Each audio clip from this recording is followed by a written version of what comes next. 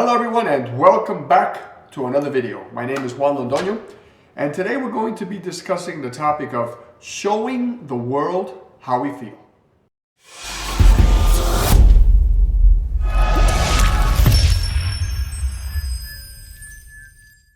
Before we move on and I end up forgetting, get something to drink while you're watching this video. I have water this time, but sometimes I have tea or coffee.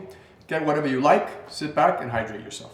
The other thing I want to say real quick is my website is finally up and running and it's in good shape.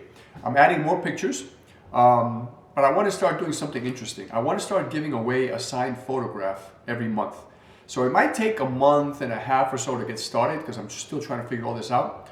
But the way we're going to do this is if you go on the link in the description down below and you find my website, it's going to ask you, it's going to prompt you for an email. You don't have to put in your name, your social, nothing like that. No credit card numbers or funny things like that, even your telephone, nothing. Just your email address. And what I'll start doing is I'll start sending out a monthly newsletter, which you might be interested in. And every month I'm going to start raffling off just randomly a photograph. And at the top of the list will be the people that signed up that month, right? And then, of course, what I'll do is I'll probably give the weight, I'll weight those a little heavier, like 2 for 1, and then everybody else, I'll still keep in there. So if you're interested, please join. And you have nothing to worry about, you can always unsubscribe. I don't get paid for doing these videos, so if you like down below and subscribe, I'm swallowing my tongue here, subscribe. That helps the channel a great deal and I can continue making these videos. So today we're not going to be talking so much about shooting what we see, but rather we're going to be talking about how the way we feel affects us and how that changes what we show other people, what we choose to show other people. As a photographer, I get to choose what I want to show the rest of the world. And you get to choose the same thing. Even though there are so many different ways that I can present my photographs, I think it comes down to 2 major things. The first one is I can show you what I see, right? My surroundings. And the second one is I can show you how I feel. Let's start by discussing what I see, since it's one of the more obvious things. It's right in front of me and there are no biases. Showing you what I see involves being truthful to some degree, right? It means that I have no intention to persuade you or give you my point of view. It means I don't cut off part of the image that I don't want you to see, or I focus on another part of the image that I do want you to see, or I add more color to that part because I want you to see it. No. It means capturing what's in front. Now, as a photographer, of course, right, you and I both have the ability to crop because we like a particular scene a certain way, right? So I'm looking at a landscape, I want to crop in a little, I want to take this part of the mountain out. That's perfectly fine. I'm not talking about that. I'm talking about hidden agendas, right? Where you want to focus the people's attention on something that, because you're trying to make a point, right? So you want them to focus on a particular part of the image, or you're trying to hide something because you don't want them to see something else, right? So when there's a hidden agenda, this is not the type of photography we're talking about here. This is the type of photography showing people what you see. It's very straightforward. It means that I capture a scene in front of me as it is. And when I go into editing, I do minimal editing, right?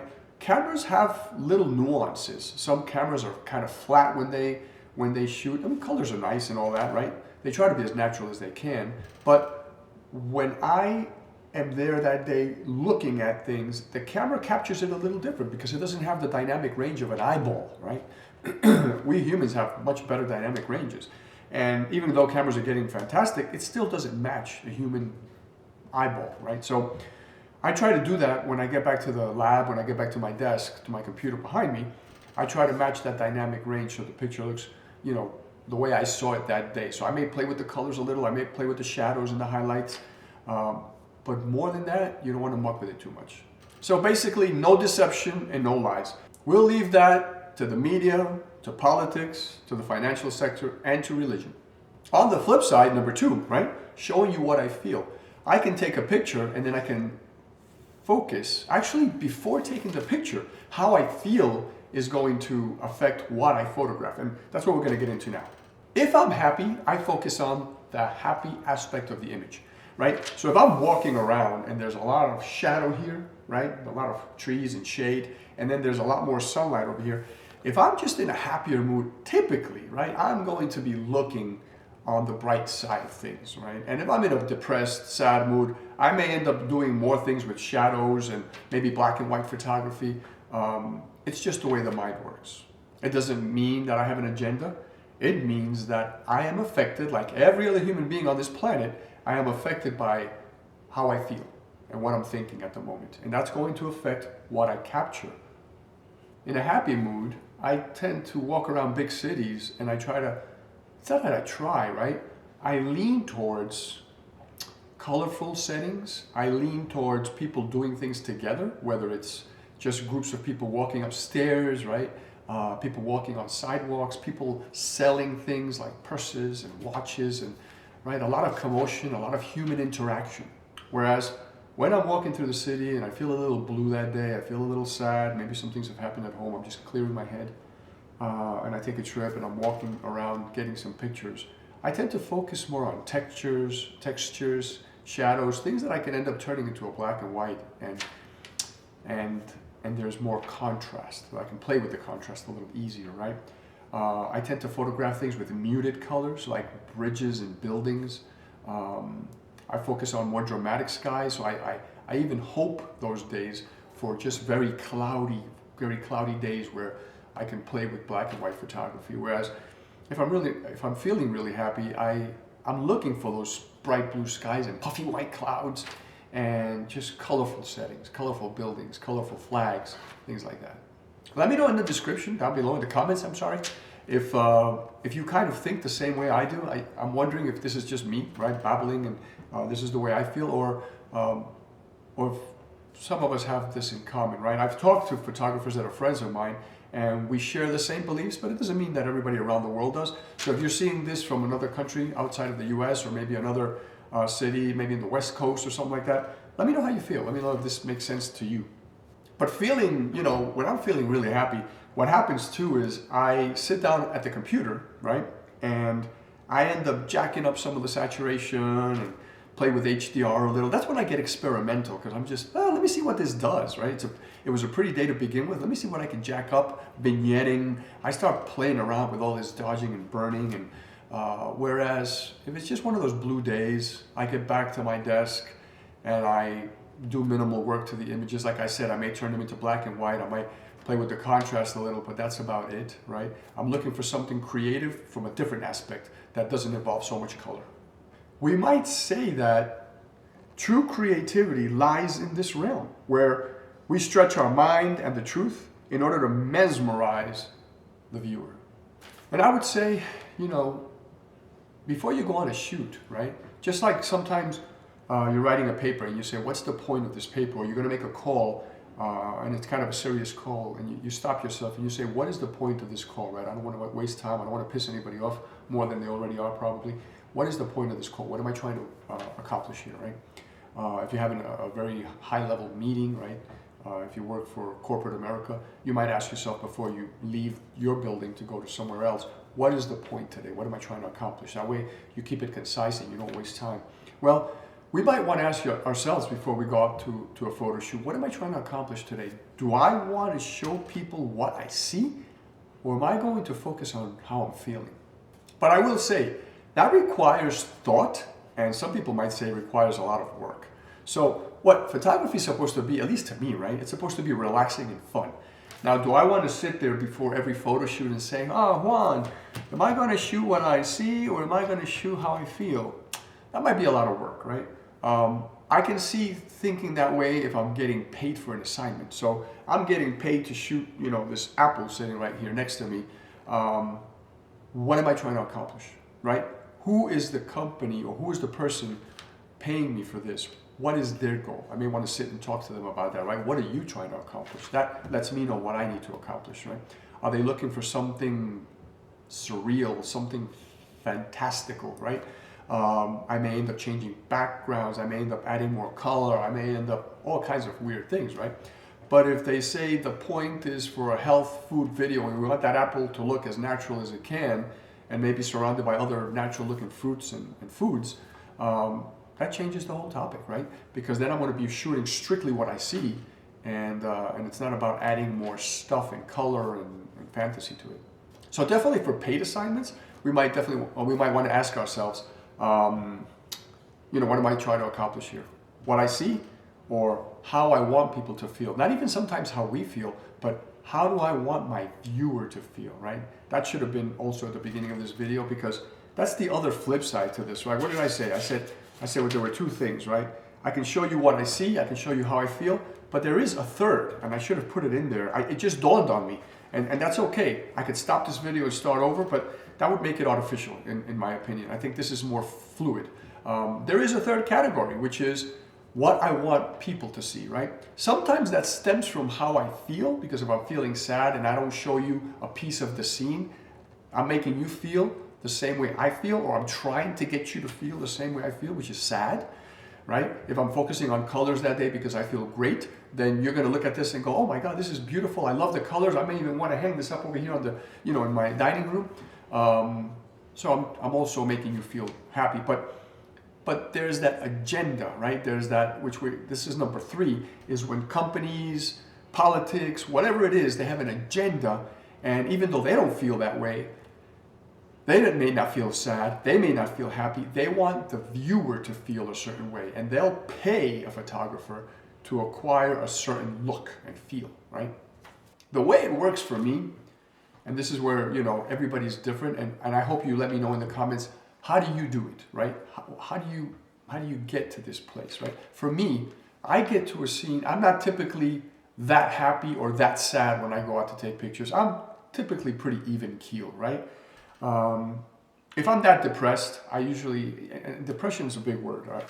I don't know that I've ever been depressed, right? We all get sad. Some people do, I know. That's a very serious topic. I'm not saying depression doesn't exist. Please don't take it that way. I'm talking about me personally, right?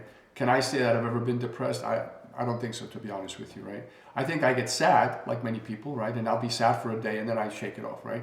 But some people do get very depressed. So if I am really, really sad, I'm probably not going to pick up my camera and go for a 3-hour walk. I'm going to sit, listen to some mellow music, maybe write, because that's what I do when I'm sad. I write some of my poetry. Some of my best poetry comes out when I write. When I'm sad, of course, when I write.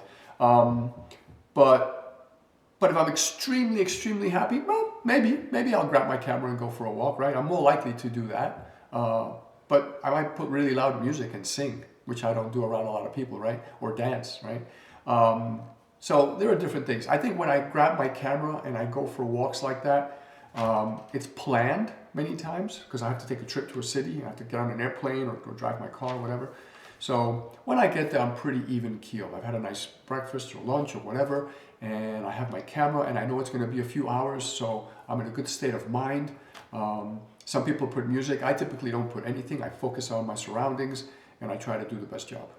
So what I'm trying to say is, the way I do it is I get to a place, and the place itself is what helps me decide if I'm going to capture what I see or if I'm going to capture how this place makes me feel, right? Not so much how I feel that day, because like I said, I'm pretty even keeled, but how this place makes me feel. So if I walk into a spectacular garden and I wasn't expecting to see something this beautiful, wow. Right? Now all of a sudden I feel different and I'm capturing colors, and I'm going to come back and I'm going to edit with tons of colors and HDR and vignetting, and right? So the place itself led me to feel that way, right? Or I come upon some slum in a city and I see people, going through garbage for food, and that brings my soul. It just adds this weight to my soul, because that should never happen in any country, and it does all over the world, right? So it puts me in a different state of mind, and now I'm capturing what I see still, typically, but I may turn this into black and white. I may end up adding a poem to this photograph, right, that makes people think about the situation we're in.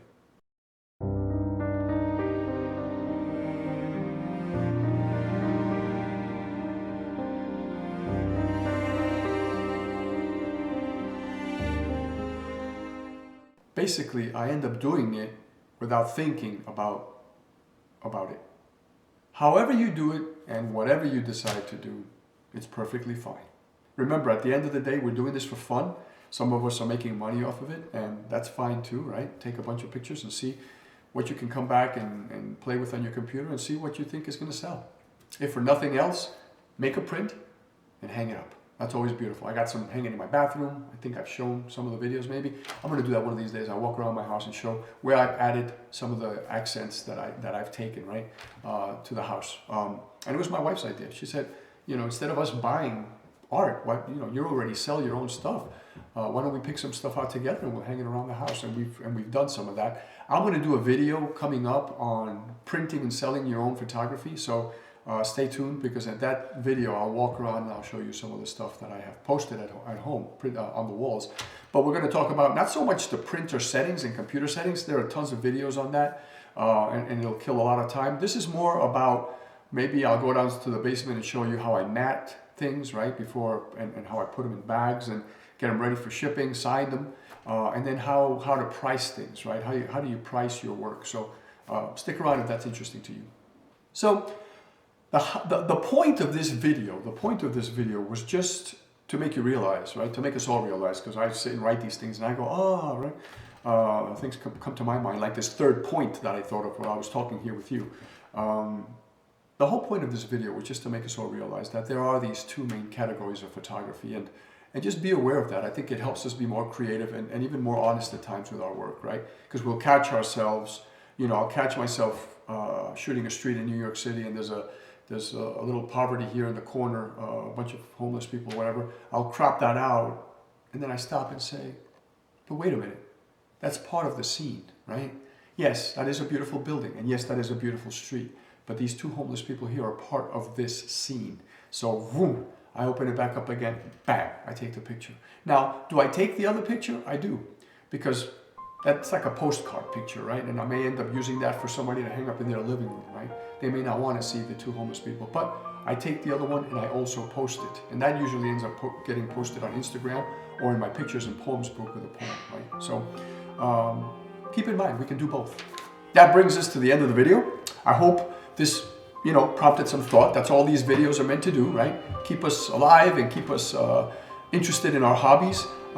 Please like and subscribe. It means a lot to me and means a lot to the channel, especially now that I'm pushing hard. Remember, look for my website in the description. You can go on Instagram as well. Check out my site on Instagram. I post almost daily, and my pictures and poems go up there as well sometimes. And then if you follow me, I'll follow you back and I can see what you're posting. I'd love to do that. Please leave comments. I always respond. I just responded to a bunch last night here on YouTube. So let me know what you're thinking, if this worked for you. If you don't think like this, right, it's perfectly fine. We don't have to agree on everything. I love you guys from the bottom of my heart always. Please take care of yourselves, and we'll catch up in the next video. Ciao for now.